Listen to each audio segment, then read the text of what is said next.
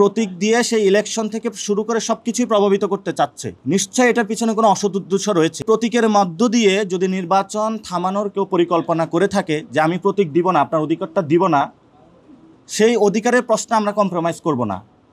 কিন্তু এখন শুধু এটা প্রতীক না পাওয়া এবং পাওয়ার প্রশ্নতে নাই নির্বাচন কমিশন। এই প্রতীক দিয়ে সেই ইলেকশন থেকে শুরু করে সব কিছুই প্রভাবিত করতে চাচ্ছে। এবং আপনি দেখেন যে তারা কোনো আইনি ব্যাখ্যা দিতে পারে না, রাজনৈতিক ব্যাখ্যা দিতে পারে নাই।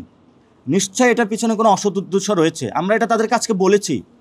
লাস্টে যখন কোটা সংস্কার আন্দোলনের সুপ্রিম কোর্টে রায়টা হয়েছিল, তখন সরকার যখন এটা নিয়ে অনড় অবস্থানে ছিল এবং সরকার একটা রায়কে আবার নিজে ওইটা থেকে বের হতে চাচ্ছিল, আমরা কিন্তু যারা ওইখানে রাজনীতি করতাম আমরা অসৎ উদ্দেশ্য খুঁজে পেয়েছি।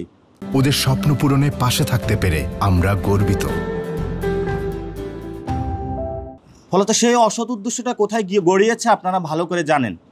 আজকে নির্বাচন কমিশনকে আমরা এটা জানান দিয়েছি যে আমরা আপনাদের অসৎ উদ্দেশ্য খুঁজে পাচ্ছি। এই শাপলা প্রশ্নে আমরা যেটা এতদিন চোখে চিন্তা করেছিলাম সেটা না, এখন আমরা আরও শাপলা বিয়ন্ড দ্য শাপলা চিন্তা করতেছি।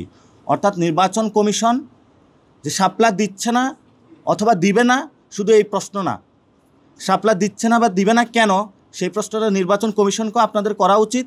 এবং এই ক্ষেত্রে আমরা ভিতরে আরও অনেক দূর জল গড়ানোর আশঙ্কা করছি। আশা করি সে বিষয়ে আপনারাও সতর্ক থাকবেন এবং নির্বাচন কমিশনও সতর্ক থাকবে।